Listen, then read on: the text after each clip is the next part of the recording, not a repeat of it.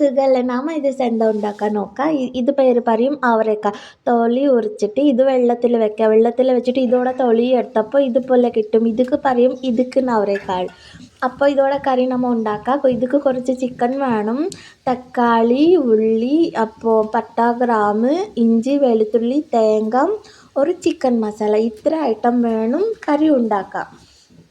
അപ്പോൾ നമ്മൾ ഒരു പാത്രം വെക്കുക. അതിൽ കുറച്ച് വെളിച്ചെണ്ണ വെച്ച് കൊക്കനട്ട് ഓയിൽ അത് വെച്ചിട്ട് കുറച്ച് പട്ട, ഗ്രാമ്പ് വെച്ചും അത് പൊട്ടിച്ച ശേഷം നാം ഇപ്പോൾ ഇതിൽ ആഡ് ചെയ്യുക ഇഞ്ചി വെളുത്തുള്ളി ആഡ് ചെയ്തിട്ട് നല്ല ഫ്രൈ ആക്കാം. അതോടെ പച്ച മണം പോവില്ലേ, അപ്പോൾ അവർക്കും ഫ്രൈ ആക്കാം. ഫ്രൈ ആക്കിയിട്ട് നാം ഇപ്പോൾ ഇതിക്ക് ആഡ് ചെയ്യുക ഉള്ളി.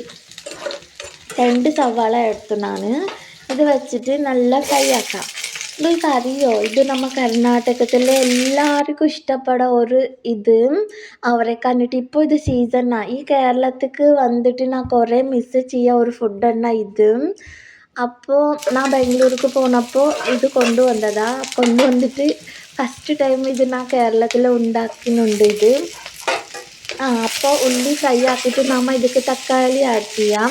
തക്കാളി ആഡ് ചെയ്തിട്ട് മല്ലിച്ചപ്പ് കുറച്ച് വെക്കുക. മല്ലിച്ചപ്പ് വെച്ചിട്ട് നല്ല ഫ്രൈ ചെയ്യുക. ഫ്രൈ ചെയ്തിട്ട് ഇതിക്ക് നമ്മൾ കുറച്ച് വെക്കുക മുളക് പൊടി, മല്ലിപ്പൊടി 2 വെച്ചിട്ട് ഫ്രൈ ആക്കുക. ഫ്രൈ ആക്കിയിട്ട് ഇപ്പോൾ അതിക്ക് തേങ്ങ ആഡ് ചെയ്തിട്ട് സ്റ്റവ് ഓഫ് ആക്കുക.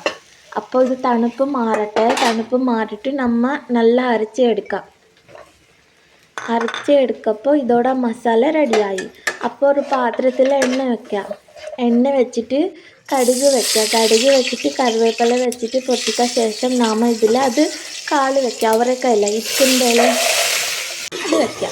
ഇതോടെ മണം കുറച്ച് മാറട്ടെ.